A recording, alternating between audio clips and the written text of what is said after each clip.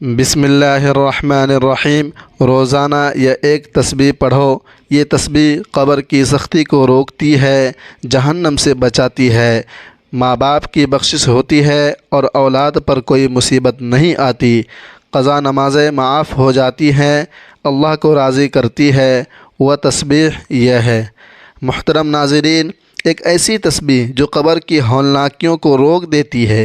یہ تسبیح جہنم کی آگ سے بچا لیتی ہے۔ یہ وہ عمل ہے جو اللہ کو اتنا محبوب ہے، پسند ہے کہ جس کے نصیب میں آ جائے اس کا رب اس سے راضی ہو جاتا ہے، خوش ہو جاتا ہے۔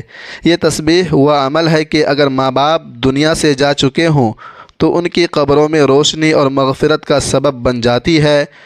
اگر اولاد کسی مصیبت کے دہانے پر ہو تو اس تسبیح کی برکت سے وہ مصیبت دور ہو جاتی ہے، ختم ہو جاتی ہے۔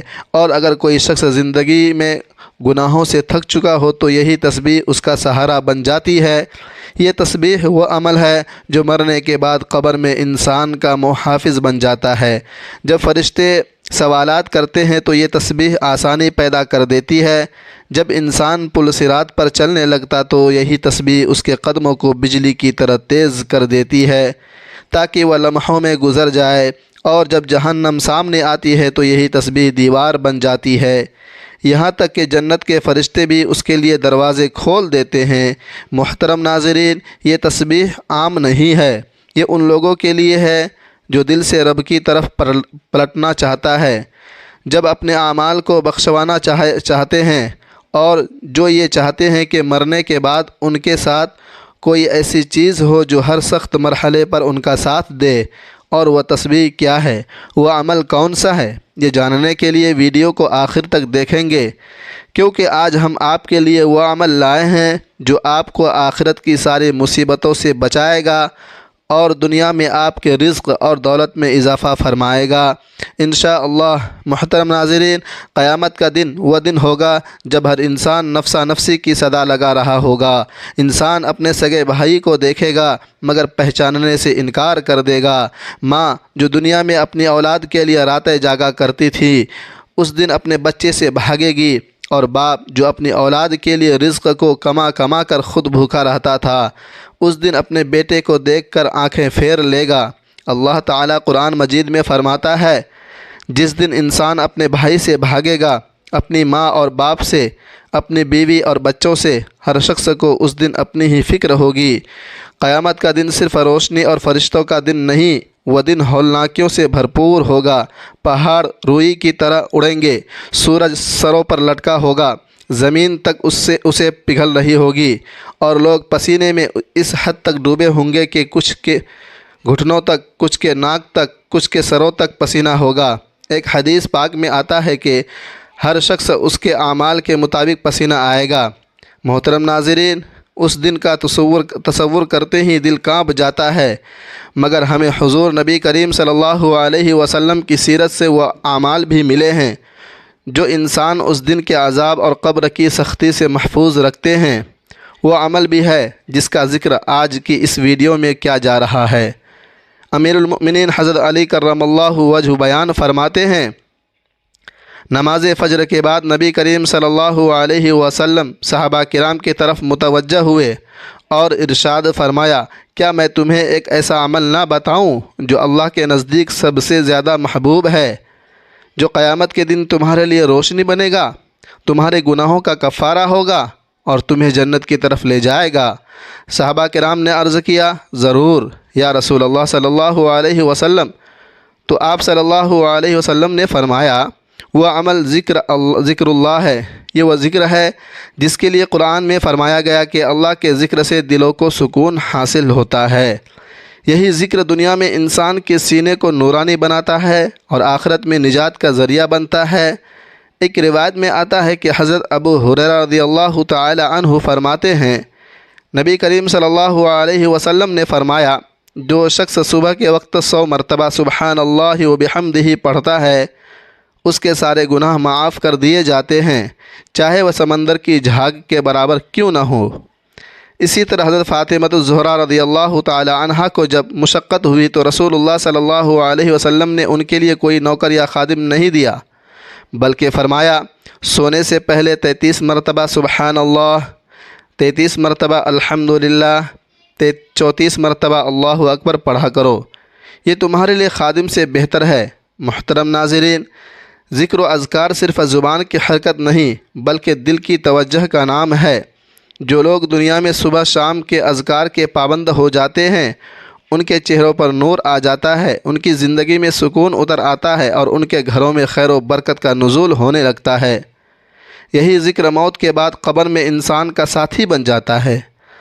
حضرت برا بن عازب رضی اللہ تعالی عنہ سے روایت ہے کہ نبی کریم صلی اللہ علیہ وسلم نے فرمایا، جب بندے کو قبر میں رکھ دیا جاتا ہے اور وہ اپنے ساتھیوں کی جوتیوں کی آہٹ سن رہا ہوتا ہے تو اس وقت اگر وہ مومن ہو تو نماز اس کے سرہانے آ جاتی ہے، روزہ دائیں طرف، زکوٰۃ بائیں طرف اور دیگر نیک اعمال پاؤں کی طرف آ جاتے ہیں۔ جب فرشتے سوال کرنے آتے ہیں تو ہر طرف سے یہ اعمال اس کا دفاع کرتے ہیں۔ اور یاد رکھیے محترم ناظرین، جس شخص کے پاس دنیا میں اعمال کی طاقت ہوگی وہ قیامت کے دن پرسکون ہوگا۔ حضرت عثمان رضی اللہ تعالی عنہ جب کسی قبر کے پاس کھڑے ہوتے تو اتنا روتے کہ ان کی داڑھی مبارک بھیگ جاتی۔ جب ان سے پوچھا گیا کہ جنت اور دوزخ کا ذکر سن کر آپ اتنا کیوں روتے ہیں؟ آپ نے فرمایا، قبر ہم سب کی پہلی منزل ہے، جو اس سے بچ گیا وہ آگے بھی بچ جائے گا۔ یہی وجہ ہے کہ حضور نبی کریم صلی اللہ علیہ وسلم نے صحابہ کرام کو قبر اور قیامت کی ہولناکیوں سے بچنے کے لیے اذکار اور تسبیحات کا تحفہ دیا تھا۔ محترم ناظرین، انسان جب دنیا سے رخصت ہوتا ہے تو اس کے ساتھ نہ کوئی مال جاتا ہے، نہ جائیداد، نہ عہدہ، نہ ہی شہرت۔ قبر میں صرف اس کے اعمال ساتھ جاتے ہیں اور یہی اعمال اس کے لیے روشنی، حفاظت اور نجات کا ذریعہ بنتے ہیں۔ اگر اعمال نیک ہوں تو قبر باغات، جنت کے باغات میں سے ایک باغ بن جاتی ہے۔ اگر اعمال گناہوں سے بھرے ہوں تو قبر جہنم کے گڑھوں میں سے ایک گڑھا بن جاتی ہے۔ قرآن مجید میں فرمایا گیا، ہر شخص کو موت کا مزہ چکھنا ہے اور تمہیں تمہارے اعمال کا پورا بدلہ قیامت کے دن دیا جائے گا۔ بس جو جہنم سے بچا لیا گیا اور جنت میں داخل کر دیا گیا وہی کامیاب ہوا۔ قبر کی پہلی رات ہی وہ مقام ہے جہاں سے انسان کے دائمی ٹھکانے کا آغاز ہوتا ہے۔ نبی کریم صلی اللہ علیہ وسلم نے فرمایا، قبر یا تو جنت کے باغات میں سے ایک باغ ہے یا جہنم کے گڑھوں میں سے ایک گڑھا۔ اگر بندہ نیک ہو تو قبر کشادہ ہو جاتی ہے، روشنی سے بھر جاتی ہے اور اس کے ساتھ ایک خوبصورت شکل والا نیک عمل اس کا ساتھی بن جاتا ہے۔ اور اگر بندہ فاجر اور فاسق ہو تو قبر تنگ ہو جاتی ہے، اس پر اندھیرا چھا جاتا ہے اور اس کے ساتھ بدترین شکل والا گناہوں کا بوجھ اس کا عذاب بن جاتا ہے۔ اس لیے جب ہم اس تسبیح کو پڑھیں گے جس کا ذکر ہم آخر میں کریں گے تو یہی تسبیح قبر کے اندر روشنی بن کر ہمارے ساتھ اترتی ہے۔ نبی کریم صلی اللہ علیہ وسلم نے فرمایا، جب بندہ قبر میں رکھا جاتا ہے تو اگر وہ ذکر الہی کا عادی ہوتا ہے تو قبر کہتی ہے، مرحبا اے پاکیزہ روح، تیرے لیے میں خود خوشبو سے بھر جاؤں گی، تیرے لیے کشادگی کر دی جائے گی، تیرے لیے نور بچھا دیا جائے گا۔ اور اگر وہ گناہوں کا عادی ہو تو قبر کہتی ہے، تو میرے لیے ناپاک ہے، تیرے لیے تنگی ہوگی، تیرے لیے عذاب ہوگا۔ اسی طرح محترم ناظرین، نبی کریم صلی اللہ علیہ وسلم نے فرمایا، 3 چیزیں قبر تک ساتھ جاتی ہیں، 2 واپس آ جاتی ہیں، ایک باقی رہتی ہے۔ مال، اہل و عیال اور اعمال قبر تک ساتھ جاتے ہیں، اہل و عیال اور مال واپس آ جاتے ہیں اور اعمال وہی ہوتے ہیں جو انسان کے ساتھ قبر میں رہتے ہیں۔ اور ان اعمال میں سب سے وزنی اور مضبوط عمل ذکر الہی ہے، کیونکہ یہ تسبیح نہ صرف انسان کے گناہوں کا کفارہ بن جاتی ہے بلکہ اس کی قبر کو ٹھنڈک اور سکون کا گہوارہ بنا دیتی ہے۔ حضرت معاذ بن جبل رضی اللہ تعالی عنہ روایت کرتے ہیں، نبی کریم صلی اللہ علیہ وسلم نے فرمایا، قبر کی سختی وہی شخص بچتا ہے جو دنیا میں کثرت سے اللہ کا ذکر کیا کرتا ہے۔ اور محترم ناظرین، اس تسبیح کے اثرات انسان کی اولاد پر بھی پڑتے ہیں، کیونکہ اللہ تعالیٰ نیک ماں باپ کی دعاؤں اور اعمال کے صدقے اولاد کو فتنوں سے محفوظ رکھتا ہے۔ قرآن مجید میں حضرت خضر علیہ السلام کا واقعہ بیان ہوا کہ انہوں نے ایک دیوار کو بغیر اجرت کے اس لیے درست کیا کیونکہ اس کے نیچے 2 یتیم بچوں کا خزانہ تھا۔ ان کا باپ نیک تھا، اللہ نے ان کے بچوں کے مال کی حفاظت ایک نیک بندے کے صدقے میں فرمائی۔ یہ برکت اس تسبیح کے ذریعے بھی حاصل ہوتی ہے، کیونکہ جب بندہ اللہ کا ذاکر بن جاتا ہے تو اس کی اولاد کے لیے بھی آسمان سے حفاظت نازل ہوتی ہے، انہیں مصیبتوں سے بچایا جاتا ہے، ان کے رزق میں برکت ڈالی جاتی ہے، ان کے دلوں میں سکون اتارا جاتا ہے اور ان کے راستے آسان کیے جاتے ہیں۔ نبی کریم صلی اللہ علیہ وسلم نے فرمایا، ایک بندے کے درجات جنت میں بلند ہوتے ہیں اور وہ پوچھتا ہے، یا اللہ یہ کیسے ہوا؟ تو فرمایا جاتا ہے، تیری اولاد جو تیرے لیے کیے گئے استغفار کی وجہ سے۔ تو جو شخص خود اللہ کے ذکر میں مشغول رہے اور اپنی زبان کو تسبیح سے تر رکھے، اللہ تعالیٰ اس کی اولاد کے دلوں میں ہدایت ڈال دیتا ہے اور ان کی زندگیوں کو مصیبتوں سے بچاتا ہے، اور اسی طرح یہ تسبیح پل صراط پر روشنی اور رفتار کی صورت میں مددگار بن جاتی ہے، کیونکہ وہ دن سخت ترین ہوگا۔ نبی صلی اللہ علیہ وسلم نے فرمایا، ہر شخص کو پل صراط سے گزرنا ہوگا، کچھ لوگ بجلی کی رفتار سے گزریں گے، کچھ ہوا کی طرح، کچھ گھوڑے کی طرح، کچھ اونٹ کی طرح اور کچھ گھسٹتے ہوئے چلتے ہوئے گزریں گے، لیکن جو شخص اللہ کا ذکر کرتا ہے اور خاص طور پر اس تسبیح کا پابند ہو جاتا ہے جس کا ذکر ہم اس ویڈیو میں کریں گے، تو اللہ تعالیٰ اس کے لیے پل صراط کو آسان فرما دیتا ہے۔ اور محترم ناظرین، اس تسبیح کی ایک خاص بات یہ ہے کہ جو شخص رات سونے سے پہلے اسے پڑھتا ہے تو اس کے رات کے مصائب دور کر دیے جاتے ہیں، ہٹا دیے جاتے ہیں۔ نبی صلی اللہ علیہ وسلم نے فرمایا، جو شخص رات کو ذکر کرتے ہوئے سوتا ہے اور رات میں کسی مصیبت پر جاگ جائے یا کسی خوفناک خواب سے بیدار ہو جائے تو وہ جو بھی دعا مانگتا ہے اللہ اسے قبول فرماتا ہے۔ یہ تسبیح رات کے اندھیروں میں روشنی بن جاتی ہے، بے خوابی اور بے چینی کو ختم کر دیتی ہے اور دل کو اطمینان دیتی ہے۔ تو اے وہ شخص جو والدین کی بخشش چاہتا ہے، جو اپنی قبر کو جنت کا باغ بنانا چاہتا ہے، جو اپنی اولاد کو مصیبتوں سے بچانا چاہتا ہے، جو قیامت کے دن پل صراط سے بجلی کی طرح گزرنا چاہتا ہے، اور جو رات کی بے سکونی سے چھٹکارا پانا چاہتا ہے، تو یہ تسبیح پڑھ، اسے اپنا معمول بنا لے، دل سے سمجھ کر پڑھ، اور اس کا انعام تجھے دنیا میں ملے گا اور قبر و آخرت میں بھی۔ سننے والے دل سے بات سنو، یہ کوئی معمولی ذکر نہیں ہے جس کا ہم تذکرہ کر رہے ہیں، یہ وہ عظیم کلمات ہیں جو دلوں کو زندہ کرتے ہیں، جو قبر کی وحشت میں چراغ بن کر روشن ہوتے ہیں، جو قیامت کے دن انسان کی زبان پر ہوں گے جب اور کچھ ساتھ نہ ہوگا۔ یہ وہ ذکر ہے جس کا ذکر کرنے والا دنیا میں بھی سرخرو ہوتا ہے اور آخرت میں بھی کامیاب ہو جاتا ہے۔ محترم ناظرین، جو شخص یہ تسبیح پڑھتا ہے اور اپنے دل کو بھی اللہ کے ذکر سے جوڑ لیتا ہے، اللہ پاک اس کے والدین پر بھی رحم فرماتا ہے، اللہ پاک اس کے لیے قبر کو باغ بنا دیتا ہے۔ پل صراط جو ایک بجلی کی چاک جیسا تیز راستہ ہے، اس پر اللہ تعالیٰ اس کے فرشتوں کی معیت میں گزار دیتا ہے، اور جب انسان دنیا کی مصیبتوں سے گھبرا جاتا ہے تو اللہ کا ذکر اس کے دل کو قرار دیتا ہے۔ ارشاد باری تعالیٰ ہے، بے شک دلوں کا سکون اللہ کے ذکر میں ہے۔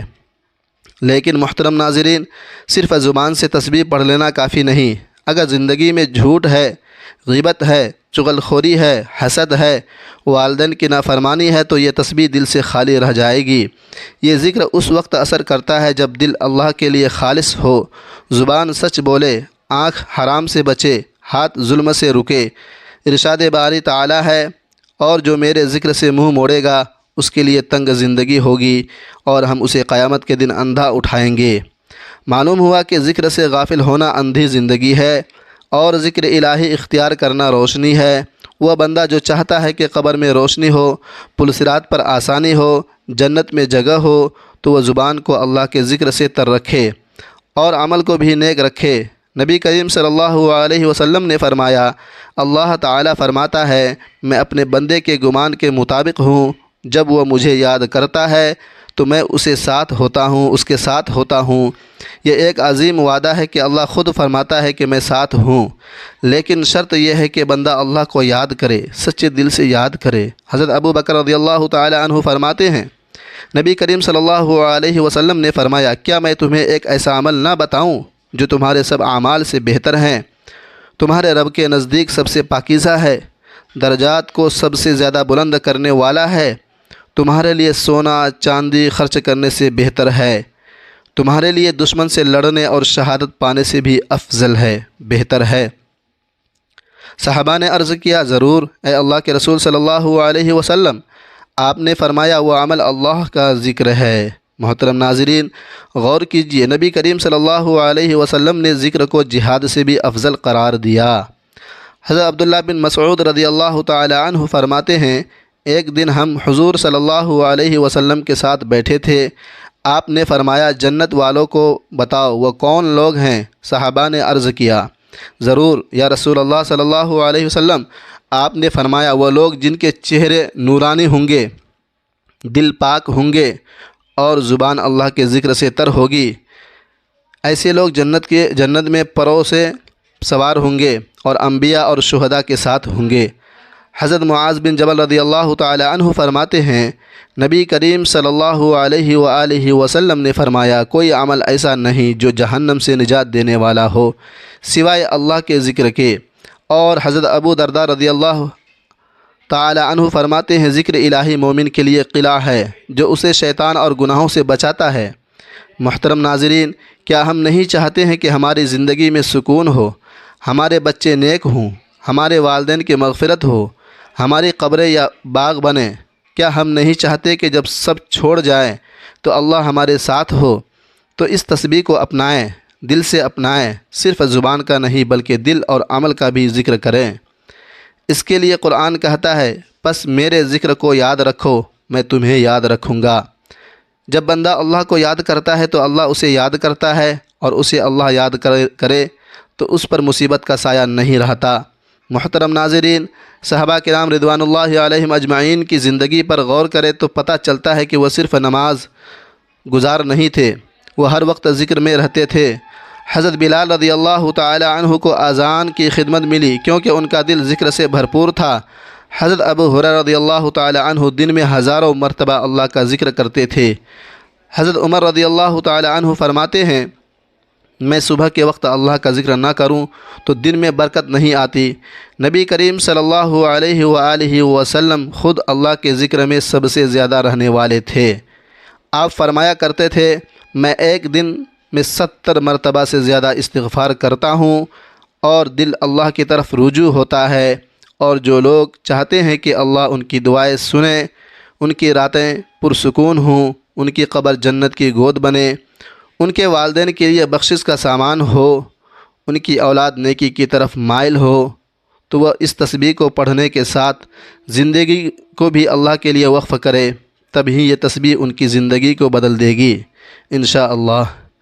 محترم ناظرین، وقت کی نزاکت کو سمجھیں، قیامت کے آثار ہمارے سامنے آ چکے ہیں، دن بدن سخت ہوتے جا رہے ہیں، رزق سے برکت اٹھتی جا رہی ہے، گھروں میں سکون نہیں، قبر میں روشنی نہیں، دعاؤں میں اثر نہیں، اور ہم پھر بھی غافل ہیں۔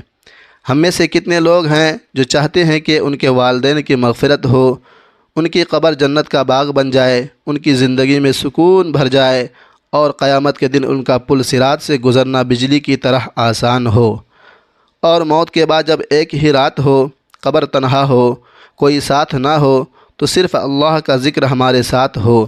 تو آئیے جانتے ہیں آج کی اس بابرکت تسبیح کے بارے میں۔ اس کی کوئی وقت کی پابندی نہیں، نہ کسی خاص جگہ کی ضرورت۔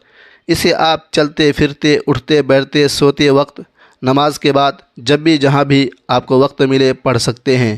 بس دل اللہ کی طرف جھکا ہو، توجہ اللہ پر ہو، یقین اللہ پر ہو، تو انشاءاللہ اللہ یہ تسبیح ہماری زندگیوں کو بدل دے گی۔ سب سے پہلے نبی کریم صلی اللہ علیہ وآلہ وسلم کی خدمت میں درود پاک کا نذرانہ پیش کریں، کیونکہ ہر نیکی کی ابتدا درود سے ہوتی ہے۔ میرے ساتھ اس ثواب کے لیے درود ابراہیمی ایک بار پڑھ لیں۔